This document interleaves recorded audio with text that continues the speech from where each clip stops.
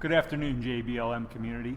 I'm Chaplain Lou Del Tufo, the 1st Corps and JBLM Senior Chaplain, and on behalf of our Commanding General, Lieutenant General Randy George, I want to welcome you to today's JBLM Sound Living Town Hall, an information meeting for you and a forum where you can connect with us virtually and ask us questions about how we can serve you and your families. Please invite others to listen to our message today. We want to make sure that you and your neighbors know that even though we're keeping our physical distance, we don't have to live in isolation. We remain connected in spirit and connected virtually to the community through our JBLM Chapel YouTube channel, JBLM Religious Support Facebook page, presence on the Joint Base Lewis McChord website, and most importantly, through your unit chaplains. Every unit on JBLM has a unit chaplain who you can contact for religious support or confidential counseling. This is also a friendly reminder that this Sunday is Mother's Day. So mark it on your calendars and remember that it's not too late to get something for that special lady in your life. We also know that many of you are wondering about when we'll get together again in our physical locations. We're still evaluating with the chain of command how best to open our facilities while maintaining social distancing guidelines. You may notice that things look a little different at first, but we're doing everything we can to keep you as safe as you decide when it's best to gather with us again. Just note that we can't wait to see you again, and you matter to God and you matter to us here at JBLM. There's one group that's faced a lot of changes to their plans, and that's our children. We want to keep them connected to our chapels and provide them some age-appropriate religious education, and you can find that on our virtual pages. Many of you asked about our children's programs over the summer months, and we're planning some awesome experiences for your kids. So stay tuned to some big announcements on dates and times. There's so much exciting ministry going on, even though we can't be in our buildings. But we ask you, remember, you can be part of something virtual. Connect with us in spirit, join our virtual community, and we can all grow together through this experience. And now I want to turn it over to our senior DRE, Mr. Freitag. Good morning. I'm James Freitag, and it's a pleasure to be with you and part of this Sound Living initiative. We know that sound living involves physical and a mental dimension, and it's great that we are addressing the spiritual dimension as well, because we know that's part of healthy living. Our Director of Religious Education team actually consists of 3 individuals, myself and DRE Brian and DRE Linda Martinez-Greer. And I'd like to bring them up, sir, real quick. And Brian, let's start with you. Okay? This is DRE Brian O., and he works primarily with our Protestant communities, our Protestant religious education ministries on base, and he's a joy to work with as a teammate, and always available for resource and to help with our religious education programs. Secondly, we have, Brian, if we will turn the chair over to Linda, okay? We have with us this morning also my other teammate, DRE Linda Martinez-Greer, and she has the joy of working with those in our Catholic community, our Catholic religious education ministries, and everything that she does that. And we're going to come back and discuss a little bit more things with her in a few minutes. Okay? Thank you, Linda. Well, what on earth is a Director of Religious Education, and why do we have them on base? Army regulation says commanders provide for the free exercise of religion through assigned chaplains, religious affairs specialists, also known as chaplains assistants in the past, and other religious support personnel. And there are 2 things worth noting in that regulatory guidance. First of all, what we do in religious support is actually a command program. That means all that we do on base in the arena of religious support and religious education belongs to the Joint Base Garrison Commander and also the 1st Corps Commander. Both of them have agents to do this religious support program. You met Chaplain Del Tufo, who's the 1st Corps agent as the Corps Chaplain for religious support. And you have also met in the past Chaplain Dave Schaffner, who's the Garrison, Joint Base Garrison Chaplain, working for Colonel Duncan, and also our immediate boss. Sir, I don't know if you want to pop on the screen for them to see it. He says, no, that's okay, we're going to continue on. Secondly, the statement I just read, the important thing to note is that there are 3 groupings of people that are involved in religious support: the chaplains, the religious affairs specialists, and other religious support personnel. That's us, in part, as the Director of Religious Education team, also called DREs. Our mission is to, in the words of regulation, to support the chaplain corps in various professional and technical ways in bringing quality ministry and religious support to soldiers and family members. And we do that by working directly with and for Chaplain Schaffner as the Joint Base Garrison Chaplain. So DREs are Army civilians. There's just over 50 of us in the entire Army working at the garrison base level. And we're blessed because we have 3 positions here on base that are activated, and that's rare for the DRE world in terms of garrison support.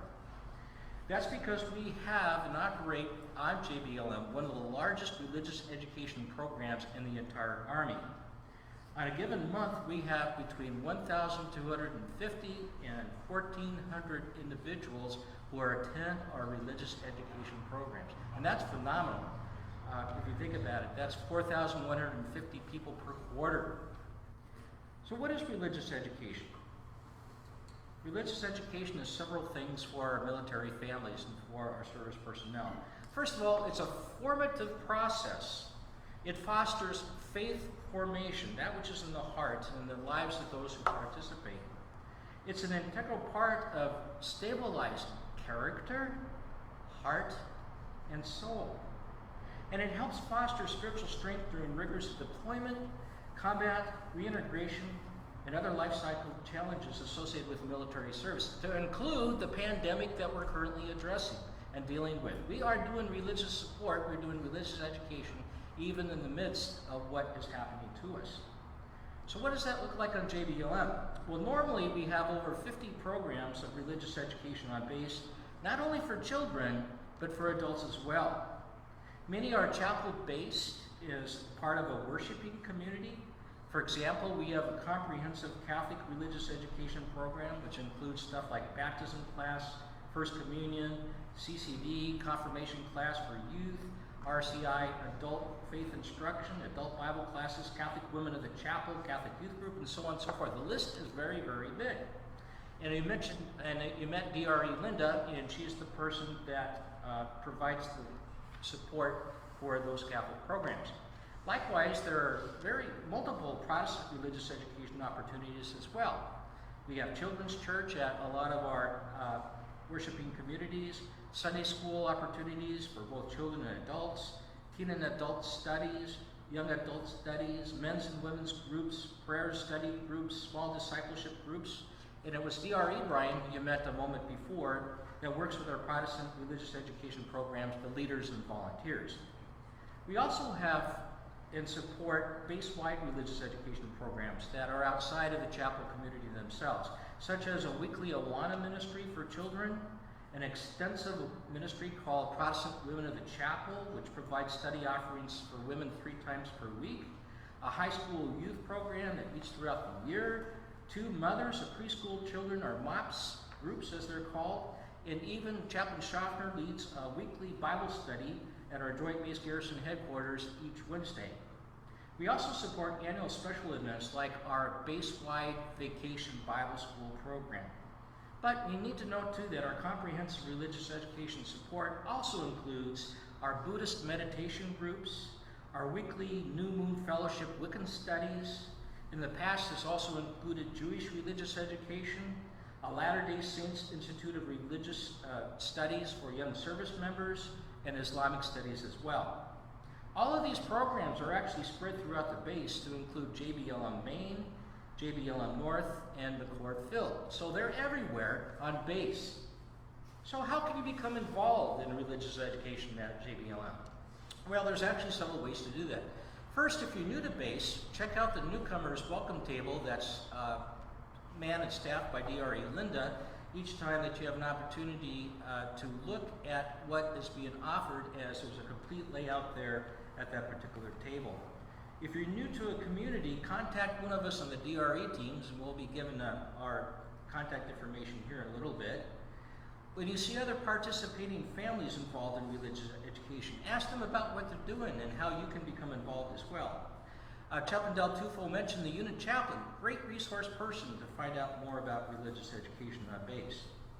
Or perhaps you're involved in a chapel community. Stop your chaplains at the chapel community and ask them, what do we offer here at our particular congregation for religious education? You need to keep your eyes open for base-wide special activities and events, such as our annual Summer Vacation Bible School program. And of course, we can't overemphasize or underemphasize the necessity of the JBLM support Facebook page, simply JBLM Religious Support. Go there and you'll see a myriad of listings of religious education opportunities there. But with that also comes an invitation for you that's very important. An invitation for you to join our religious education team as a volunteer. Our programs are only successful because the efforts of you who participate and volunteer in our religious education programs. All of our volunteer leaders who work with children have passed required background checks, which takes about 2 or 3 weeks to process once submitted. And the DR team are the actual agents that facilitate this process. Now, that all being said, let's take a couple of questions about a little bit more in detail about what we're about. Do we have any questions?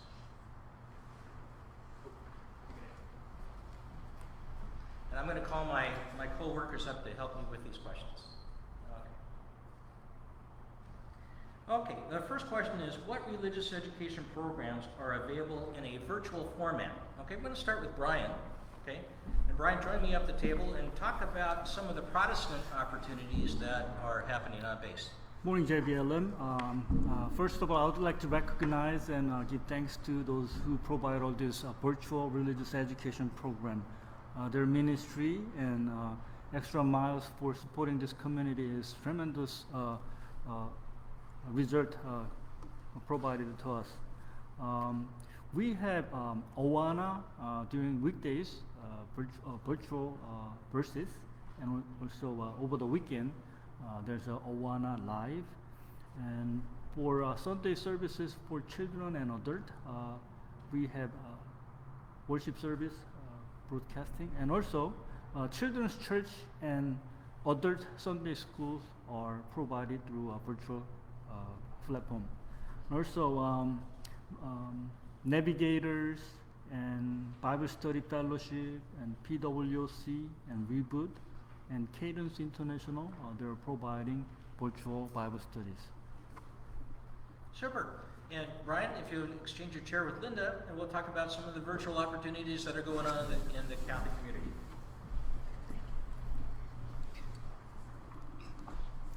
Hello. So on the Catholic programming, we are very lucky that we are part of Formed Institution, which is giving virtual adult faith formation and Bible studies programs, but it also does family programs, movies about the saints, movies about Catholic theology. It's an excellent opportunity, and you can have that resource free. We are very blessed that the teachers that we have in our Catholic program are very dedicated to our children and are sending their packets to the children every week so that they can keep up with their religious education. We also are doing Catholic Women of the Chapel, and the Knights also meet that way. And right now our book club is meeting that way. So feel free to join. We would love to have you. And I understand during this interim time too, Linda, that teacher training is going on. Yes, we are doing teacher training through our virtual platform, and so the teachers will call in and check in, and I will be doing different kinds of trainings and also participating with them in different programs that we are involved with. Oh, here's one for you, Linda. You stay here. How will COVID affect Catholic confirmation and First Communion? So it has already affected First Communion, because we were supposed to have First Communion last week. So we're not sure yet until we get our guidance on how we're going to do First Communion. But we're hoping to be able to do it in the not too near time. But again, it's going to kind of depend on what our command tells us. Confirmation, we have been very blessed because this installation is one of the few installations that does not do confirmation until the fall. So we still have been told that the bishop will be here with us in October, and so it will not impact our confirmation classes at all. Fantastic. To contact us to find out to be a volunteer, I'd like to invite you to call me at my office at 253-966-7396. That's 253-966-7396. Email is james.a as in alpha, .freitag, that's the German word for Friday, Foxtrot, R as in Romeo, E as in Echo, I as in India, T as in Tango, A as in Alpha, G as in Golf, .civ, that's Charlie India Victor for civilian, @mail.mil. Phone number again is 253-966-7396. Oh, here's a great question. Thank you, Linda. This one I'll answer. What is the status of Vacation Bible School for the summer? As you know, each year we try to hold an annual Vacation Bible School, a bigger program. The likely large program this year, of course, is questionable. The target dates for Vacation Bible School are 20 to 24 July. We do know for certain that we will have a special children's program this summer in the light of Vacation Bibles in some school in some way or fashion. It may be a smaller group Vacation Bible School, groupings of 25 to 30 children, or it might actually be a virtual format where we will have people register, we'll have a pickup place for at-home materials, and then we would actually make the presentations online for an opportunity to attend. Great question. Oh, this is another good one. Will the RSO coordinate transportation to Black Diamond Camp this summer? Will scholarships be available? Last year we had the fortunate opportunity to link in partnership with a local camp for day camp opportunities. And again, that offer was going to come again. I'm a little heartbroken to say that I was contacted earlier this week, and because of the COVID situation, we will not be able to participate with Black Diamond Camp and their day camps, and as well as scholarships. You still can enroll directly with them if you'd like to participate, but unfortunately the RSO won't be able to provide transportation. Our office won't be able to provide transportation or additional scholarships for that as well. Thank you for that question. That's a really good one. Oh, Brian, this one's for you. So come on up. Okay. This is about Awana, our extensive children's ministry on base here. First of all, Brian, will Awana resume regular programming in the school year or during the summer? Once this situation is over, we try to consolidate all this Awana program at one location at the main post chapel. Okay, and the likelihood of meeting during the summer is during summertime. There's a brief pause for Awana program. We will resume the program in September. Fantastic. And here's a follow-on question. Will there be a Awana program at McCord Field this next school year? Right now, because of building renovation, so we decided to consolidate Awana program at Main Post Chapel. Next year, we would like to have that completion of renovation. If that is the case, then we need to have double our volunteers to continue the program at McCord. So what you're saying, Brian, from what I understand, is whether or not we initiate that second program at McCord is totally based upon the amount of volunteers that can step up to the plate and be participating in that particular religious education event and ministry. Yes. Thank you. Thank you. Okay, we have another one.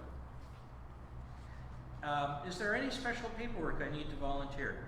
Well, as yes, there is. Simple answer is yes. What you need to do is contact us, and what we will send you is 2 preliminary forms to fill out. Once you fill out those forms, we make arrangements. We actually have a background check processing center at our main chapel facility, and we'll have you come there to complete the packet. There are forms that you need to fill out and on site with us. We don't ask for personal identifiable information other than meeting with you in person, which is required for the background check. So it's essential that that second follow-up step come in. Then we put the packet together and we make arrangements for you to be fingerprinted, which is also a requirement according to Army standards. And we assemble the packet and we send it off to the hub at San Antonio. It takes about 2 to 3 weeks to process. And at that point, you receive a background check clearance that allows you to work for children for 5 years. And not only that, this particular background check can be transferable from one Army installation to another if it's conducted within 24 months, of the initial background check. So they're not that complicated to do, and our team is dedicated to work together to fill those out. Thank you for the question. Thank you. One more question. So, at this point, I'd like to introduce Chaplain Schaffner, my direct boss and our Joint Base Garrison chaplain, working directly with and for Colonel Duncan as the base commander, and to talk about the future of where we're going from here. Chaplain Schaffner, I'll turn it over to you. Yeah, just as we come to the end of this session, I wanted to just talk a little bit. I know all of you are following through the town halls and through all of the information that's getting put out.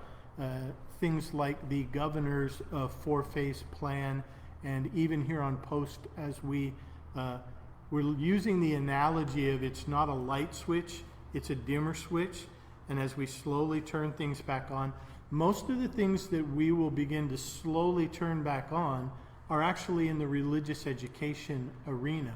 And so you'll see over the next coming weeks that we'll be able to have small groups of 10 together and then slightly larger groups.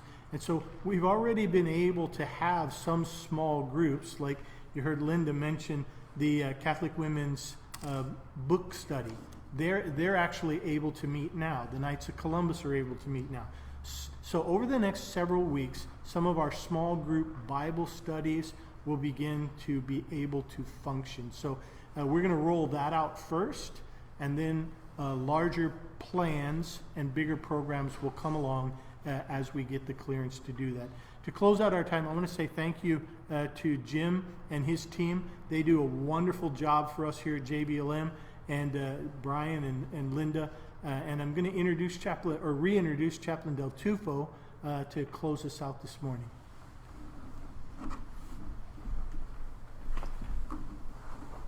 Thanks, Chaplain Schaffner. On the 7th of May, which is tomorrow, our nation celebrates the 2020 National Day of Prayer. This is an annual observance designated by the United States Congress to be held on the first Thursday of May. The National Day of Prayer is celebrated by Americans of all religious faiths, and it highlights our diversity and the demographics of our United States, including many of our military communities. In our military, this tradition dates back to the Continental Army of 1775 and continues this day. And this year's theme is Pray God's Glory Across the Earth. So it's in that spirit today that I want you to remember that as a nation, we can come together because our world is hurting, and we can pray for our unit leadership, our command teams, for local, state, national, and global leaders, because they need great wisdom as they lead us through today's crisis and through tomorrow's challenges.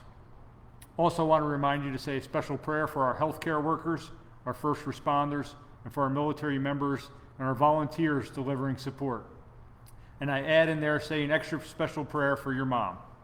Remember, it's Mother's Day this weekend. I'm their chaplain reminding you it's Mother's Day this weekend. So this Thursday and through the weekend, join us in prayer according to your own traditions, virtual community with one of our virtual platforms, and take some time to reconnect to God. Thank you. And thank you for the opportunity to share religious education at Joint Base Nursing Court. Blessings to you all.